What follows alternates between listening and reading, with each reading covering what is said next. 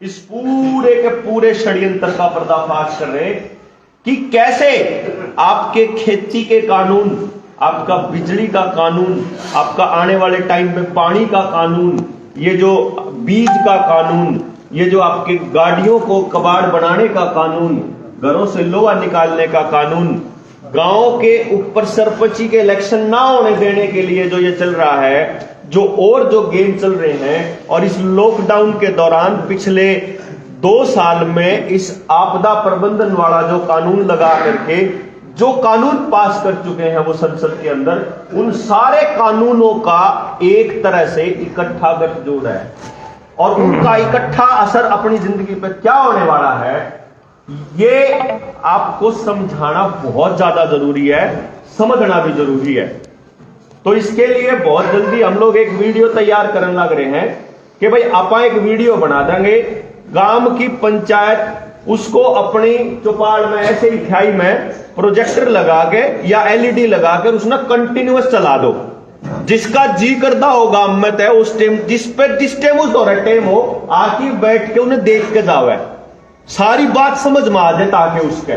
पहली बात तो यह है क्योंकि जानकारी के बिना काम नहीं चलेगा। अगर आधी जानकारी से, क्योंकि कुछ लोग न्यू मानना है कि आप गए सुई लगना बंद करवा जा या यो मुंह खुलवा जा, इससे काम चल जाओगा, कतई नहीं चल रहा है। इंतजाम कर रखा है 2030 तक का एजेंडा है जिसका नाम है एजेंडा 2030, यूनाइटेड नेशंस के अंडर आता है और जिसको आज के टाइम में वर्ल्ड इकोनॉमिक फोरम संभाल रही है। वर्ल्ड इकोनॉमिक फोरम इस दुनिया के सबसे बड़े पूंजीपति, फॉर्च्यून 500 के अंदर आने वाले लोग और अपने भारत के जितने बड़े पूंजीपति हैं, क्योंकि किसी ने यूं लगा है कि वो अंबानी अडानी का खेल है, किसी ने यूं लगा है कि वो बीजेपी का खेल है। तो आपने बता दूं इसके अंदर सारी टॉप लीडरशिप, चाहे वह बीजेपी हो चाहे वह कांग्रेस हो, आप देखो ना, राहुल गांधी की भाषा और अरविंद केजरीवाल की भाषा बिल्कुल वही है जो टीएमसी वाली ममता बनर्जी की है, जो वामपंथियों की है, जो केरला के अंदर बैठे हैं, जो शिवसेना वाले उद्धव ठाकरे की है। वही भाषा हमारा खट्टर बोलता है, वही भाषा हमारा राजस्थान वाला गहलोत बोलता है, वही भाषा हमारा भूपेंद्र सिंह हुड्डा, वही चौटाला फैमिली वही बोलती है। कोई भजनलाल, बंसीलाल या कोई नेता सुरजेवाला टाइप के जुड़ से अपने आप ने कहा है आने वाले टाइम में बोलेंगे, किसी की भी जबान तय अगर एक शब्द निकलता हो तो ऐसा कैसे हो सकता है कि पूरे देश का सारा लोकतंत्र एक जगह पे, सारी राजनीतिक पार्टियों के नेता एक ही भाषा बोल रहे हो? क्या ये संयोग है? ये इत्तेफाक नहीं हो सकता।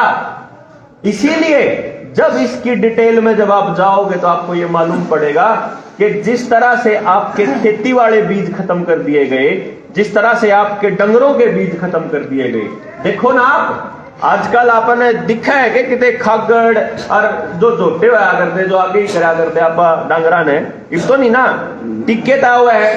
कंपनी ही आपके खेत के बीज दे रही है, कंपनी ही आपके डांगरा के दे रही है। आने वाले टाइम में कंपनी ही आपको बच्चों के बीज देगी, क्योंकि आपको शायद ये नहीं पता है कि जिस कंपनी का आपको ये लगाया जा रहा है, आपके शरीर में केमिकल डाला है, उस कंपनी का मालिक वही बिल गेट्स है जो बीज कंपनियों का मालिक है।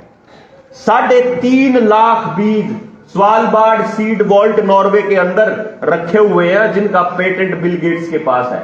वो आदमी जो टेक्नोक्रेट है, जो कंप्यूटर की कंपनी चलाता है, वो कैसे ऐसा हो सकता है कि वो दुनिया का सबसे बड़ा किसान हो? 3.25 लाख एकड़ जमीन अकेले आदमी के पास है। अमेरिका के सारे किसान बर्बाद कर दिए उस आदमी ने सरकारों के साथ मिलके। यही काम वो साउथ अफ्रीका में करने लग रहा है AGRI के थ्रू, और यही काम इंडिया में करने लग रहा है जो रिलायंस इंडस्ट्रीज की जो AGIR बनाई थी उसके थ्रू। आपने को तो इन बातों का, हमारे नौजवानों को तो पता भी नहीं कि 2017 में AGIR बनी, 2019 में बिग डाटा शुरुआत किया। आप लोगों को क्या लगता है कि जो खट्टर ने हमारा डंडा दे रखा है कि तुम लोग अपनी सारी खेती की जमीन का ब्यौरा उससे दोगे, आड़े ट्यूबवेल ला सको, आड़े नहीं ला सकते, ये डांगर पाल सको, ये नहीं पाल सकते, यो खा सको, यो नहीं खा सकते, यो खेल कोई न्यू है? पूरा साइकोलॉजिकल युद्ध है जो ये मान रहा है कि आने वाले टाइम में इन लोगों की जमीन भी अपने कब्जे में हो। आपने खेती के कानून तो वापस करवा दिए, लेकिन भूमि अधिग्रहण कानून अभी जारी है, क्षतिपूर्ति कानून अभी जारी है। अगर आज मैं आपके गांव में आपको ये कह रहा हूं ना कि सड़क पे उतर के आंदोलन करना होगा, और कल को आप आंदोलन कर देते हो, तो क्योंकि भाषण मैंने दिया था, तो शुरुआत मैंने करी थी, तो कसूरवार मैं होऊंगा। और फिर वो क्या करेंगे, क्षतिपूर्ति कानून में साफ साफ लिखा हुआ है कि चाहे इसकी खाल बेच के न पूरे करने पड़ो, जो होगा वो सारा का सारा ही करना लिया जाएगा। ये किस लिए दिया गया कि जिसके पास पैसा है उसका पैसा, जिसके पास जमीन है उसकी जमीन, जिसके पास नौकरी है उसकी नौकरी, ये सारी की सारी नेस्ता नाबूद करने का खेल। आगे आपके जो बच्चे हैं, हमारे लोगों को किसी ने भी आपके गांव में कंपनी के दलाल आए, वो आके कहने लगे कि सरकार ने एक योजना चालू करी है कि हर घर के अंदर आपको टीके लगाए जाएंगे। आपने पूछा कि भाई क्या था भाई, तो आंगनबाड़ी वर्कर और आशा वर्कर ने आपको क्या बताया कि नहीं तो सरकार सुविधा रोक देगी। ये नहीं बताया कि आप सुरक्षित रहोगे, उन्हें कहा सुविधा रोक देंगे। सुविधा के लिए हमने वो लगवा लिए। किसी ने भी ये नहीं सोचा कि मेरे शरीर पे मेरा अधिकार है, मेरा हक है, मैं अपने शरीर को किसी को छूने भी नहीं दे सकता। कानून ये कहता है कि मैं सुनील की मर्जी के बिना इसको इतना सा भी टच नहीं कर सकता। एक्सटॉर्शन की श्रेणी में आता है, शोषण की श्रेणी में। और ये लोग तो हमारे शरीर के अंदर केमिकल डाल रहे हैं। मेरे शरीर में मेरी मर्जी के बिना कोई चीज डालना रेप की श्रेणी में आता है। और सरकारें रेप कर रही है, हम अपने बच्चों के साथ रेप करवा रहे हैं, हम राजी नहीं है। हमें पता है इसके साइड इफेक्ट है, सारे गांव में समझ में आ लग रहा, लेकिन फिर भी हम कह रहे हैं कि भाई के कर सका, हाँ मजबूरी है। कल ने आज तो ये कहें कि तुम्हें ये कपड़ा पहनना पड़ेगा, कल ने कह देंगे कि ये कपड़े उतारने पड़ेंगे, और फिर आप कह देंगे मजबूरी है। क्या कह देंगे आज तो आप के कहने लग रहे हैं कि एक पेंशन रुकने के खतरे में आपने अपनी बाह कर दी ना गए, कल अपना पिछवाड़ा कर देंगे इनके आगे, कल अपनी छोरी दे देंगे इनता है, ये लुका देंगे कि तनख्वाह नहीं कटवाओगे, अगर ये नहीं लुआओगे तो कल ये लुका देंगे अपनी छोरी ने एक रात नहीं भेजोगे तो अपनी तनख्वाह नहीं करवाओ तो फिर करवा देंगे। प्योर धक्काशाही, कति खड़ी सामने धक्काशाही, और हम चुप। कमाल हो गया, कतिनाश हो गया के। अरे कोई एक आदमी आपके गांव में आया, गांव में पढ़े लिखे बालक, दिमाग वाले बालक, वह मर्जे के, चलो हमारे बुजुर्ग हैं, वह अनपढ़ हैं, उन्हें नहीं बेरा इतने पढ़े लिखे नहीं है, तो आप कम से कम एक बात पूछो कि भाई क्या आप जो हमारे को ये दे रहे हो इंजेक्शन, क्या इसका कोई साइड इफेक्ट है? इतना तो पूछे सका आप। ठीक है, मान लो आशा वर्कर न्यू कह दे कि भाई इसका कोई साइड इफेक्ट नहीं, बुखार बखूर तो होया करे और कोई साइड इफेक्ट नहीं। ठीक है भाई, कोई साइड इफेक्ट नहीं, मान ले हो जाए, फिर कौन जिम्मेदार भाई? आपको मैं एक बात बता दूं, कंपनी, जिस कंपनी का आपको टीका लगाया जा रहा है, वो कंपनी भारत सरकार का स्वास्थ्य विभाग, स्वास्थ्य मंत्रालय अपनी वेबसाइट पे ओपन पब्लिक डोमेन में ये बात रख चुका है। अगर हम पूछते हैं ना सरकार से आरटीआई में कि इसके क्या साइड इफेक्ट हैं, तो सरकार ने आरटीआई में क्या जवाब दिया कि जो इसके साइड इफेक्ट हैं वो कंपनी की वेबसाइट पे पब्लिक डोमेन में है। क्या हमने सब तक बता रखे हैं? किसी भी आदमी ने पब्लिक वेबसाइट पर जाके देखा कि बताइयो, नहीं देखा ना? मैं आज इन युवाओं को बोलता हूं, सीरम इंस्टीट्यूट की वेबसाइट पर जाओ, उड़े जुड़सी आपके लागन लाग रही है या उसका नाम पे क्लिक करो, जुड़सी भी कंपनी की लागन लाग रही, उस पर क्लिक करो, उसके अंदर एक वर्ड आएगा तीसरा, fact sheet, fact sheet FACT, fact sheet SHEET, उस पर क्लिक करो, पूरी लिस्ट आएगी। उसमें कंपनी ने यह बोला है कि अगर आप जाते हो तो डॉक्टर पहले आपको यह बताएगा, पहले पूछेगा भाई थारे कोई एलर्जी तो नहीं, भाई थारे कदे कदे जिंदगी में बुखार तो नहीं होया, प्रेग्नेंट तो नहीं, प्रेग्नेंट होने का प्लान तो नहीं बना रहे, ये सारी बात आपसे पूछेगा। मान लो अगर लेडी है तो क्या आप लोगों में से बता रहा सुशील भाई नहीं बोल रहा, कंपनी बोल रही है, सरकार बोल रही है। साइड इफेक्ट उसमें तो क्या है, खारिश हो सकती है, शरीर पर फफोले हो सकते हैं, आपको एलर्जी हो सकती है, सिर में दर्द रहना शुरू हो सकता है, शरीर टूटा टूटा हो सकता है, आपके जोड़ों में दर्द हो सकता है, आपको कोई और आंख की रोशनी पे दिक्कत आ सकती है, या कोई और ऐसे छोटे मोटे ये साइड इफेक्ट आ सकते हैं। खतरनाक साइड इफेक्ट में कंपनी ये बोलती है कि भाई आपको पैरालिसिस हो सकता है, क्लोटिंग हो सकती है। क्लोटिंग अगर दिमाग में होगी तो ब्रेन हेमरेज हो जाएगा, दिल में होगी तो दिल फेल हो जाएगा, हार्ट फेल हो जाएगा, अगर आपके प्रजनन अंगों में हो गई तो नपुंसक हो जाओगे, अगर लेडी है तो बांझ हो जाएगी। और यहां तक कि कंपनी ने बोला हुआ है कि डेथ भी हो सकती है। भारत सरकार की वेबसाइट के ऊपर आप साइड इफेक्ट जाके देखोगे तो भारत सरकार बोल रही है कि डेथ हो सकती है। और ऐसी ऐसी चीज हमारे बच्चों के दिमाग में अपने शरीर में डालने लग रहे हैं। स्कूल में आपके बड़का के लान लग रहे, आपने किसी ने पूछा था कि उस पर? और स्कूल में अगर बच्चा 18 साल से कम उम्र का है तो उसके मां बाप को इन्फॉर्म्ड कंसेंट देनी पड़ती है। इन्फॉर्म्ड कंसेंट क्या होती है? जो 2019 से पहले अगर आप कदे अस्पताल में जाया करते और आपका छोटा मोटा ऑपरेशन करवाना पड़ता तो डॉक्टर आप पे कागज पे साइन करवाया करता। वो न्यू कहा करता कि इसमें बचने के चांस इतने हैं, इसमें ये साइड इफेक्ट्स हो सके हैं, यो बात है, ऐसी ऐसी बात कया गया। और फिर उसके घर वालों की कोई ना कोई साइन करा करता और उसमें लिखा होता कि मैं पूरे होशो आवास में ये मांग कहता हूं कि भैया इस ऑपरेशन कर दो। इसको बोलते हैं इन्फॉर्म्ड कंसेंट। डॉक्टर बताता है मन ने इनके घर क्या था, कह दिया था कि वो खतरा है। क्यों? क्योंकि काल में कोई उपचुप हो जावे तो कोई क्या केस करेगा, कोई डॉक्टर पे करेगा, कोई अस्पताल पे, कोई दवाई कंपनी पे। आपको इस बात का भी नहीं पता कि 2019 से पहले ये बीमारी लाने से पहले आई नहीं थी, लाई गई थी। लाने से पहले, इसके प्रोजेक्शन से पहले भारत सरकार ने संसद के अंदर बकायदा इस बात का अमेंडमेंट कर दिया था कि अगर अब आपको अस्पताल में कोई इन्फॉर्म्ड कंसेंट की जरूरत नहीं है और अगर आपको किसी भी दवाई से कुछ होता है तो ना तो दवा कंपनी जिम्मेदार, ना डॉक्टर जिम्मेदार, ना सरकार जिम्मेदार। जिम्मेदार तो केवल एक आदमी जिसने वो इलाज कराया था।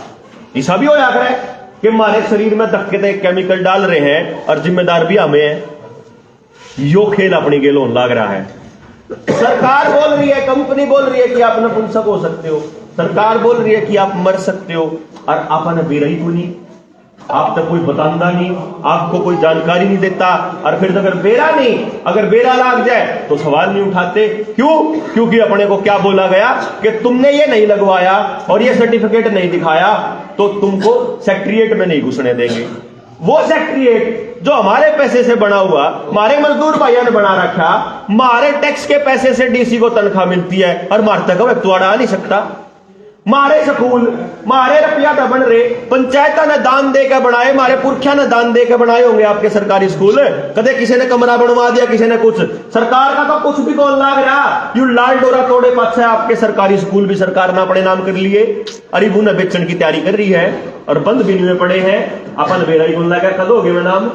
लाल डोरा तोड़न का खेल यो इसीलिए था कि आपके सरकारी स्कूल, शामलात की जमीन, जोड़ की जमीन, आपके सरकारी अस्पताल की जमीन, आपके डांगरा के अस्पताल की जमीन, पावर हाउस की जमीन या शुगर मिल की या क्या की भी जमीन है, वह जमीन सरकार के नाम हो चुकी है या होने के लिए सरकार का प्रेशर है। 3 सितंबर 2021 को प्रधानमंत्री की चिट्ठी सरपंचों को आ भी चुकी है। सरपंच साहब बैठे हुए हैं, आपको आई होगी कि आपके गांव में कौन सी जमीन है जिसको आप मोनेटाइज कर सकते हो। आई होगी ना?